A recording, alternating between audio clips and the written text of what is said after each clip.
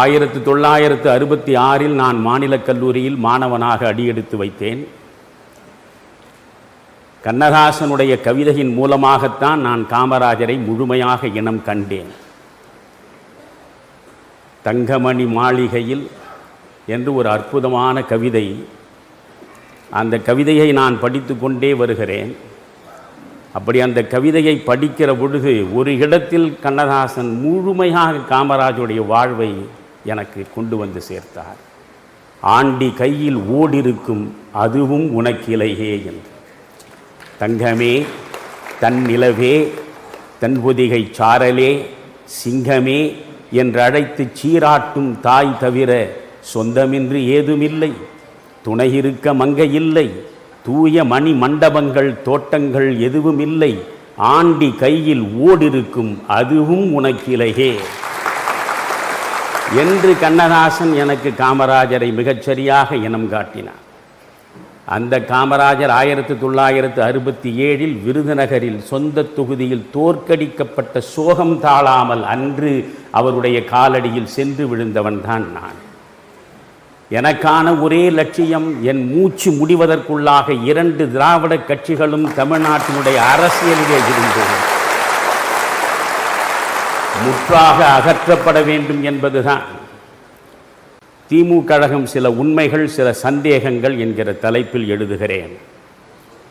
1949 September 17ஆம் நாள் Robinson பூங்காவில் கொட்டுகிற மழையில் அண்ணா அவர்கள் திராவிட முன்னேற்றக் கழகத்தை தொடங்கிய பொழுது எவற்றையெல்லாம் தன்னுடைய லட்சியங்களாக வெளிப்படுத்தினாரோ அவை அனைத்தையும் கால நடையில் அவர்கள் எப்படி ஒவ்வொன்றாக இழந்து நிற்கிறார்கள் என்பதை முழுமையாக தமிழ் மக்களுக்கு வெளிப்படுத்துவதற்கு அந்த கட்டுரை தொடர் சரியாக சென்று சேரும் என்றேன். அதை எழுதுங்கள் என்றார். நான் தொடங்கினேன். பிறகு ஒரு நாள் அவர் சொன்னார், இவையெல்லாம் சத்திய வார்த்தைகள், இந்த எப்படி நீங்கள் எவ்வளவு நாள் எழுதுவீர்கள் என்றார். நான் 2 பகுதியாக பிரித்து கொள்ளப் போகிறேன். திராவிட முன்னேற்றக் கழகம் அரசியல் தளத்தில் எப்படி பண்பாட்டை சீரழித்திருக்கிறது என்பதை சொல்வது ஒன்று. பொதுவாக தமிழர்களிடம் ஒரு தவறான கற்பிதம் இருக்கிறது, தமிழை வளர்த்தவர்களே திராவிட முன்னேற்றக் கழகத்தவர்கள்தான் என்பது போல தமிழை அழித்தவர்கள்தான் திராவிட முன்னேற்றக் கழகத்தை சார்ந்தவர்கள். இவர்கள் தமிழால் வளர்ந்தவர்களே தவிர தமிழை வளர்த்தவர்கள் இல்லை. எந்த மேடையிலும் இன்று வரை நான் அவர்களை சந்தித்து பேசுவதற்கு தயாராக இருக்கிறேன். நான் சொன்னேன், திராவிட இயக்கங்கள் நச்சு இலக்கியங்களைத்தான் தமிழகத்திற்கு தந்திருக்கிறதே தவிர நல்ல இலக்கியங்களை ஒருபோதும் தந்ததில்லை என்று. என்னை இப்படி அடிவேரையே வெட்டுகிறீர்கள்? நச்சு இலக்கியங்களையா தமிழ் உலகத்திற்கு திராவிட முன்னேற்றக் கழகம் தந்தது என்று ஒன்றுமறியாதவரை போல கேட்டார். நான் சொன்னேன், திராவிட முன்னேற்றக் கழகத்தின் மிகப்பெரிய தளபதிகளாகவும் தலைவர்களாகவும் வலம் வந்தவர்கள் ஏடெடுத்து பேனாவை திறந்து எழுதுகிற பொழுது எழுதிய எழுத்துக்கள் என்ன என்று உங்களுக்கு சொல்கிறேன் என்று ஒவ்வொருவரும் எழுதிய சிறுகதைகளை நான் சொன்னேன். உடனே சொன்னார், நண்பனே துக்ளக் இதை தாங்காது என்றார். துக்ளக் இதை தாங்காது, இதையெல்லாம் நீங்கள் எழுதாமல் இருப்பது நல்லது என்றார். ஏனென்று கேட்டேன். நீங்களோ ஸ்கூட்டரில் வருகிறீர்கள், ஒரு நாள் லாரி அடித்து நீங்கள் காணாமல் போய்விடுவீர்கள் என்றார். எனவே அந்த பகுதியை அவர் என்னை எழுத விடவில்லை. எது குறித்தும் எவர் குறித்தும் எந்த நிலையிலும் அஞ்சுவது என் வாழ்விலேயே கிடையாது. அச்சமே கீழ்களது ஆச்சாரம் என்று நினைப்பவன். இதை சொன்னால் என்ன நேரும் என்று நினைந்து பார்த்து நான் சொல்லுவது கிடையாது. நெஞ்சில் பட்டதை நேர்படச் சொல்லுவது ஒன்றுதான் தமிழறிவு மணியனுக்கான வாழ்க்கை. கண்ணதாசன் 2 வரி எழுதியிருப்பான், இவை சரி என்றால் இயம்புவதென் தொழில், இவை தவறானால் எதிர்ப்பதும் வேலை என்று. எனவே இந்த ஒரு மையப்புள்ளியிலே தான் நாங்கள் இணைந்தோம். திமுக கழகம் சில உண்மைகள் சில சந்தேகங்கள் என்ற தொடரை நான் எழுதிய பொழுது ஒரு நாள் சொன்னார், மணியன் என்னை விட உங்களுக்கு புகழ் அதிகரித்து விட்டது என்றார். என்ன சொல்கிறீர்கள் என்றேன். எனக்கு வரக்கூடிய கடிதங்களை விட உங்களுடைய தொடர் குறித்து பாராட்டுகிற கடிதங்கள் தான் ஏராளமாக வந்திருக்கின்றன என்று சொன்னார். இப்படியே எங்கள் பயணம் நடந்தது. நான் ஸ்தாபன காங்கிரஸிலே இருந்து ஒவ்வொரு கட்டத்திலும் ஜனதா கட்சியாக மாறி ஜனதா கட்சி திராவிட முன்னேற்ற கழகத்தோடு கூட்டணி வைக்கிற பொழுது எப்பொழுதெல்லாம் திராவிட முன்னேற்ற கழகத்தோடு கூட்டணி வைக்கிறார்களோ அப்பொழுதெல்லாம் கலகக்காரனாகவே கொடிபிடித்தவன் நான். அப்படி ஒரு கட்டத்தில் நெல்லை ஜெபமணியும் நானும் தனியாகவே வெளியேறி தமிழக ஜனதா கட்சி என்று ஒன்றை தொடங்கினோம்.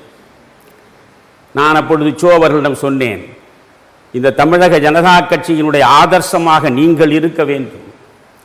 நான் ஒன்றுமில்லாத ஒரு ஆண்டி, ஜெபமணியும் ஒன்றுமில்லாத ஒரு பரதேசி, இந்த ரெண்டு பேரும் சேர்ந்து நாங்கள் ஒரு இயக்கத்தை தொடங்குகிறோம், எங்களுக்கு நீங்கள் பின்புலமாக இருக்க வேண்டும் என்றேன். என்ன செய்ய வேண்டும் என்று கேட்டார். நான் அழைக்கும் போதெல்லாம் நீங்கள் எங்கள் மேடையில் வந்து பேச வேண்டும் என்றேன். முதலில் மயிலாப்பூர் மாங்கொல்லையில் நாங்கள் நடத்திய பிரம்மாண்டமான கூட்டம் உங்கள் பல பேருக்கு தெரியாது. 1971 பொது தேர்தலின் பொழுது பல தலைவர்கள் பேசுவார்கள், பல தலைவர்கள், அகில இந்திய தலைவர்கள், இவர்களெல்லாம் பேசுகிற கூட்டங்களுக்கு கூடுகிற கூட்டத்தை விட ஒரு சின்ன சுவரொட்டி துக்ளக் சோ பேசுகிறார், அவ்வளவுதான் இருக்கும். கடற்கரையில் கடல் அலைகளை விட அதிகமான மக்கள் தலைகளை பார்த்தது சோ அன்றைக்கு பேசிய கூட்டங்கள். அப்படி தனி ஒருவராகவே அவர் பேசுகிற பொழுது சோ என்ன சொல்கிறார் என்பதை கேட்பதற்காக கட்சிகளை கடந்து அத்தனை மக்களும் வந்து காது கொடுத்து கேட்டார்கள். எனவே மயிலாப்பூர் மாங்கொல்லையில் நாங்கள் இந்த நிகழ்ச்சியை நடத்தினோம். பிரம்மாண்டமான கூட்டம், அற்புதமாக எங்களை முன்னிலைப்படுத்தி இந்த வேள்வி வெற்றி பெற வேண்டும் என்று ஆசீர்வதித்தார். பிறகு பனகல் பார்க் அருகே தியாகராய நகரில் 2வது கூட்டம் போட்டோம். அந்த கூட்டமும் மகத்தான மக்கள் கூட்டமாக இருந்தது. சோ சிறப்பாக பேசினார். 3வதாக மதுரையில் ஒரு கூட்டத்தை நாங்கள் நடத்தினோம். அந்த 4 பக்கமும் செல்லுகிற எந்த சாலையாக நீங்கள் திரும்பி பார்த்தாலும் மக்கள் வெள்ளம்தான். அந்த கூட்டத்தில் சோ அவர்கள் பேசத் தொடங்கிய பொழுது சில பேர் ஆசிட் பாட்டிலை எடுத்து வீசினார்கள். அந்த நேரத்தில் அவரை சுற்றி சூழ்ந்து காப்பாற்றுவதற்காக நானும் என்னுடைய நண்பர்களும் சேர்ந்திருந்த பொழுது எங்கள் சட்டை முழுவதும் எரிந்து போனது. அதில் அவர் காப்பாற்றப்பட்டார். காலையில் மீனாட்சி அம்மன் கோவிலுக்கு செல்ல வேண்டும் என்று அவர் சொன்னார். மீனாட்சி அம்மன் கோவிலுக்கு அவரும் நானும் அவருடைய நண்பரும் சென்றோம்.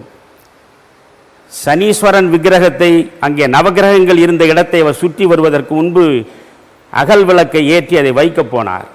அது கொஞ்சம் தவறி விழுந்து அவர் கையை சுட்டு விட்டது. அப்பொழுதே ஒரு தீச்சகுனம் என்பது போல் அவர் நினைத்தார். அதே போன்று அங்கே ஆசிட் அவர் மீது அடிக்கப்பட்டு அதிலிருந்து அவர் காப்பாற்றப்பட்டார். அதற்கு பிறகு சோவை அலுவலகத்திலே போய் சந்தித்தேன். சோ சொன்னார், இவ்வளவு பெரிய கூட்டங்களை எல்லாம் போடுகிறீர்களே, உங்களுக்கு எப்படி பணம் வருகிறது? எந்த நிலையிலும் நீங்கள் பதவிக்கு வரப்போவதில்லை, ஒரு நாளும் நீங்கள் அதிகாரத்தில் அமரப்போவதில்லை, உங்களையும் நம்பி ஒரு கூட்டம் வருகிறது, நீங்களும் தொடர்ந்து கூட்டங்களை போட்டு என்னை அழைக்கிறீர்கள், எப்படி பணம் வருகிறது என்றார். நான் சொன்னேன், ஒன்றுமில்லை, என் மீது அன்பு வைத்திருக்கக்கூடிய நண்பர்கள் தரக்கூடிய பணத்தை வைத்துக்கொண்டுதான் இது போன்ற கூட்டங்களை நான் நடத்துகிறேன். ஓஹோ, உங்கள் நட்புக்கு நீங்கள் போடுகிற வரியா அது? அவர் கேட்டார், உங்கள் நட்புக்கு நீங்கள் போடுகிற வரியா? நன்றாக யோசியுங்கள், இனிமேல் இந்த கட்சியை நடத்தாதீர்கள் என்றார். சோ சொன்னார், இந்த கட்சியை நடத்தாதீர்கள், இதனால் உங்கள் சக்தி வீணாகும், உங்கள் வாழ்க்கை வீணாகும். இந்த ஒன்றை நீங்கள் தொடர்ந்து சொல்லுவதன் மூலமாக தனி நபராக இருந்து எதையும் சாதிக்க முடியாது என்றார். நான் சொன்னேன், எனக்கு ஆதர்சமாக இருப்பதே நீங்கள் தானே. If there is no response from any quarters, walk alone, walk alone என்பதுதானே ரவீந்திரநாத் தாகூர் கொடுத்த வாசகம். யாரும் என் பின்னால் அணிவகுத்து வராமற் போனாலும் என் லட்சிய பாதையில் நான் மட்டும் தனித்து கடைசி வரை செல்லுவேன் என்பதுதானே எனக்கான தவம். நீங்களே இப்படி சொல்லலாமா என்றேன். அப்பொழுது அவர் சொன்னார், இல்லை, நான் துக்ளக்கை நடத்துகிறேன், இந்த துக்ளக்கில் உண்மையைத்தான் நான் எழுதுகிறேன், உண்மையை எழுதுகிற இந்த துக்ளக் எனக்கு நட்டப்படாமல் இருக்கிற வரைதான் நான் நடத்துவேன், துக்ளக் எனக்கு நட்டத்தை தருமானால் நிறுத்தி விடுவேன் என்று சொன்னார். அதுபோல நேர்மையோடு நெஞ்சை திறந்து சொல்லக்கூடிய மனிதர்களை இன்றைக்கு நீங்கள் பார்க்கவே முடியாது.